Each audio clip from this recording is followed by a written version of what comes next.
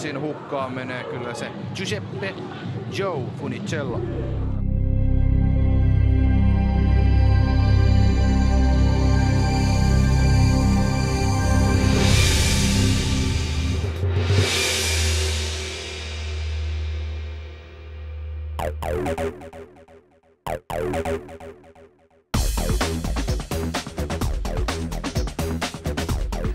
Strandvall, joka on ollut hyvässä vireessä kyllä tänään.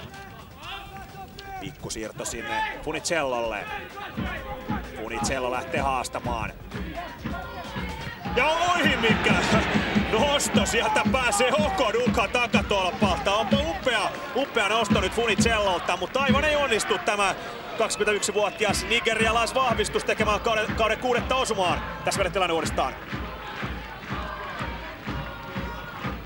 Funicello nostaa, Okoduka tulee hyvin sieltä takaa. Oikealla jalalla pääsee ohjaamaan, mutta tällä kertaa tuohon sivuun. Ennättääkö Hyrnen tilanteeseen? Kyllä ennättää. Hyrnen keskittää sinne. Takatolpalle tulee, mutta sieltä tulee Funicello taustalta. JJK kulmapotku kuitenkin. Ja 5. kulmapotku jo kamppailussa, mutta ei paljon puutukaan. Vaivapotku tulee pitkänä, hyvin selvittää kuitenkin Trafford tämän tilanteen. Sitten hyvä liukuu Funicellolta. Olofsson, joka ei ehkä aivan yhtä hyvä ole tällä kaudella ollut kuin viime kaudella. Kyllä ottelun tärkeys varmasti tulee tässä näkymään. Tässä tämä tilanne aika ikävästi. Vahinkohan se on, mutta sinne tulee arkaa paikkaa kyllä Tuomasta. Selvitettyä tilanteen. Hyvin pitää Funicello palloa. Ja nyt on kyllä selvästi IFK saanut otteen pelistä. Saa nähdä. Siirto taakse. Sinaba Hassinen. Ja kovaa taistelua käydään. Varmasti tässä ottelussa ei kyllä...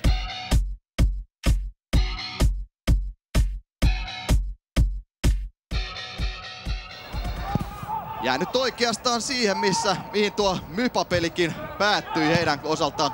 2-1 tappio. Kyllä vieraille aloittanut. Onnistunut sen maalin tekemään, joten vielä mutkistuu tässä näiden molempien joukkueiden, etenkin Lahden tilanne. Lahti tosiaan karsian paikalla 25 pisteessä, IFK puolestaan 27 pistettä, joten kyse kun Eaglesista puhutaan. Ei kyllä, jos MLS on ihan kova sarja, todellakin kova sarja. Mietittiin paljon vielä, vaikka kausi lopussaan on ja taktiset kuviot ovat aika pitkälti selviä, niin hyvin paljon siinä pystyy kuitenkin 2 viikossa tekemään vielä. Se on juuri näin ja kyllä nämä loppukauden pelit tietysti on ja nyt kun panostaa vielä eri... Unkari-peliin Jukka sinullahan on melkoisia muistoja. Rafael pitääkin palloa hetken aikaa ja odottaa, että muut miehet pääsevät mukaan, mutta sen jälkeen hiukan ehkä itsekäskin ratkaisu brasilialaiselta. Pallo Funciellolle laitaan. Vastassa Toivomäki, Funciello, matala. Siinä olisi voinut olla mahdollisuudet kuitenkin hyvään tilanteeseen. Jopa 4-5 tilanteita Maarianhaminalle. Sieltä tuleekin vaaran. Silloin ainakaan tuo suoraputoaja paikka ei mitenkään muuta, että Lahtihan pelaa siitä, silläkin on kuitenkin vaara. Eteen! Rafael jälleen pallossa ja sieltä pelastetaan maaliviivat! Korte viereen! Eikä saa sisään Länsitalo siitäkään! Voi.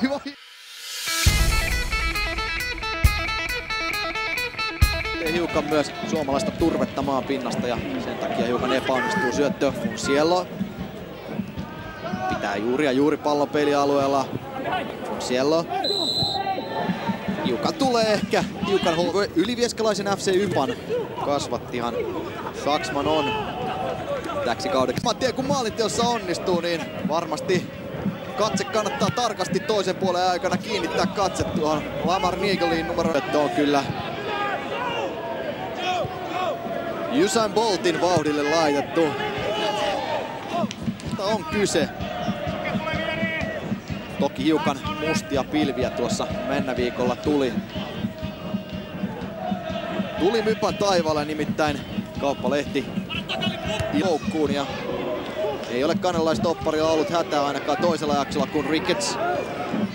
Tää pallo kuitenkin Funciellolle. Mulla IFK miehistöön. Siellä Eagle. Näin uskallan luvata. Funciello. Gruborovic.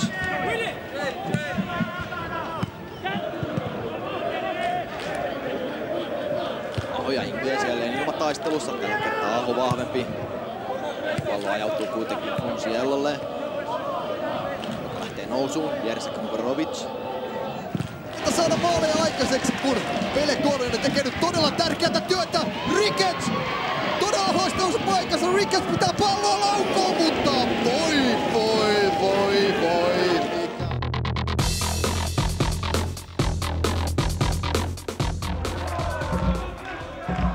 Ääritalo. Melko osoitteeton ja kaiken lisäksi liian matala nostolinjan taakse ja näin tästäkään tilanteesta ei tule toistaiseksi tämä valmiimpaa. Rähmönen. Manninen pelaa laitaan Cleaverille. Cleaver saa pallon haltuunsa. Funicello on edessä. Cleaver hakee uutta keskitystä ja pallo sivurajasta yli. Hyvän tekeväisyysottelun kehitysvammaisten DUV-joukkuetta vastaan. Teki Tepsille 3 kauden aikana 27 maalia ja oli kaikin puolin kannattajien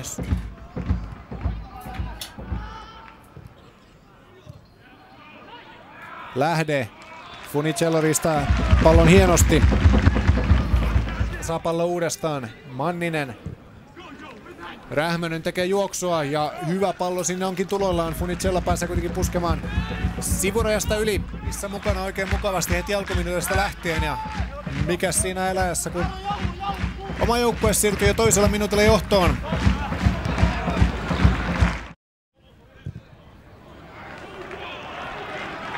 Hieno puolenvaihto. Nyt on Funicello vauhdissa. Keskityspaikkakin olisi Funicello kaventaa edelleen. Sitten korkea keskitys takatolpalle. Pitkä loukkaantumislista. Se näkyy erityisesti hyökkäyspäässä. Keke. Joo, nimenomaan. Että Hyvin Gruborovic sinne väliin. Koroman taakse. Funicello. Koroma liukastelee. Ja peräti 13 ulkomaalaisvahvistusta joukkueesta löytyy. Eli ihan siis nämä viimeaikaiset ja viime viikon selvyyksiä Haka puolustuksessa. Kuivasta pelaa Koromalle. Funicello ehtii kuitenkin väliin. Onnekas jättö nyt Olofssonilta. Eka Lee pelaa Funicellolle.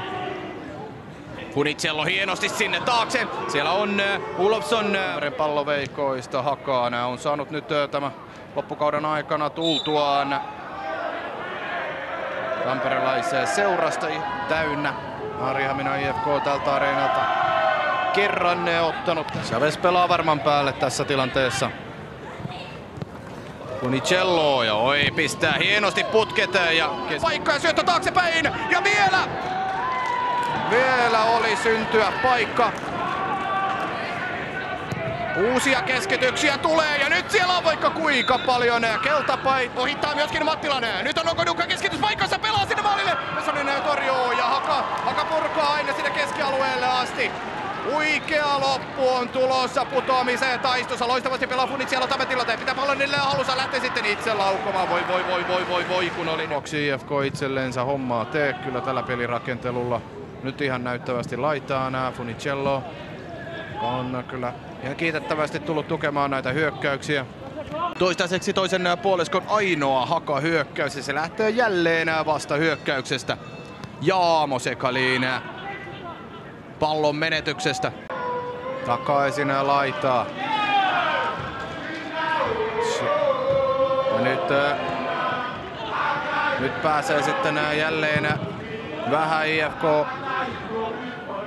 Funicello laidalla väliin ja sitten tulee purku ja vapaa potku. Funicello nyt nurmen pinnassa, toivottavasti ei mitään pahempaa ollut siinä. Vaihto tulossa, sen on tekemässä. TPS-pelissä Patelainen ja Anttilainen loukkaantuivat.